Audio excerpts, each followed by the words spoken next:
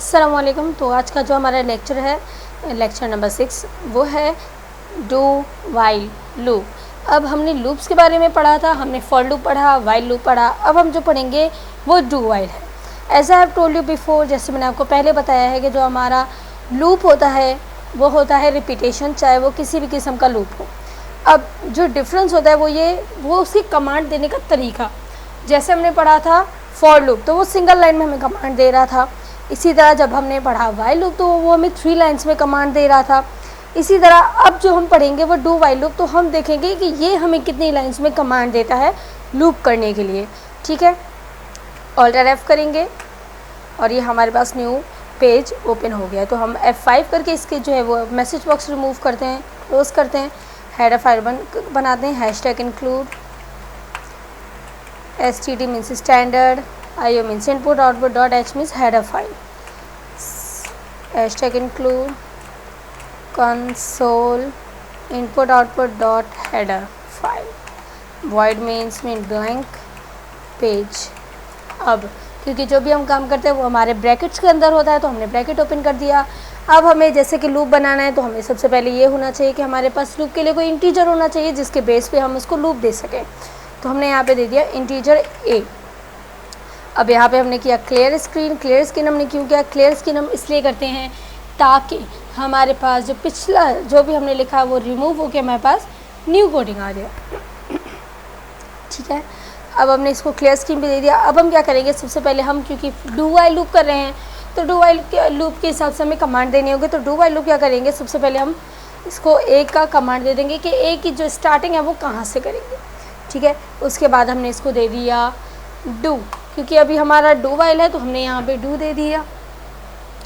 ठीक, उसके बाद हमने क्या किया, हमने अब हमारा जो फर्दर होगा प्रिंट का फंक्शन वो हम दे देंगे यहाँ पे प्रिंट एफ के। अब क्या प्रिंट करवाना है हमने वो दे दिया।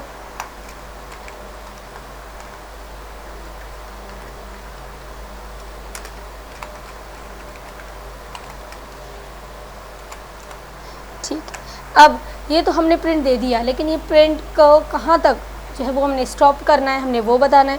तो मैंने दे दिया a+1। इट मीन्स कि 1 को 1 + 1 2, 2 + 1 3, 2 3 + 1 4, इस तरह जो है वो रिपीट करेगा। कैसे, हमारा जो a है वो 1 है, तो अब मैं इसके साथ अगर +1 करती जाऊँ तो ये जो है वो +1 +1 +1 होता रहेगा। लेकिन ठीक है, +1 तो हो जाए, लेकिन +1 कहाँ एंड हो, 20 30 40 50 कहाँ, तो वो हमने बताना है। अब इसको वाइल बतानी है। सबसे पहले हमने जो ब्रैकेट ओपन किया था प्रिंट एफ के लिए वो हम क्लोज करेंगे। उसके बाद हमने इसको दे देना है वाइल, कि जो मेरा वाइल है वो रिपीट तो हो, लेकिन कहाँ तक उसका एंडिंग पॉइंट क्या हो, तो वो हमने दे दिया a <= 20।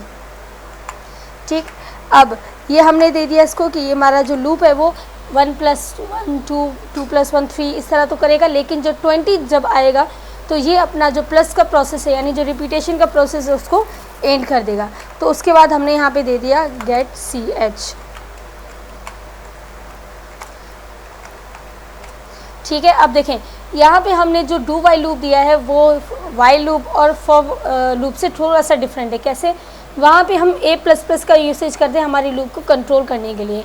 यहाँ पे हमने a=a+1 का यूसेज किया है हमारी लूप को कंट्रोल करने के लिए। हमने क्या किया है, सिंपल हमने बता दिया है कि 1 + 1 करते रहो जब तक 20 आए, यानी अगर 20 आए तो ये हमारा लूप जो है वो स्टॉप कर देगा।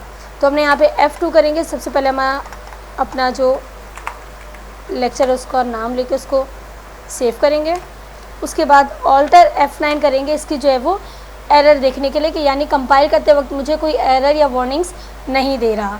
हमने यहाँ पे एस्केप प्रेस किया। अब जब हम कंट्रोल F9 करेंगे तो हम देखेंगे कि हमने 20 टाइम्स साइल ऑर्गेनाइजेशन को जो है वो रिपीट करवा लिया है। अब अगर आप चाहें तो इसको 20 या जो आपको बेटर हो आप ले सकते हैं, 10 ले सकते हैं, 5 ले सकते हैं, जो भी लेना चाहें। तो ये 10 टाइम्स इसको प्रिंट कर देगा।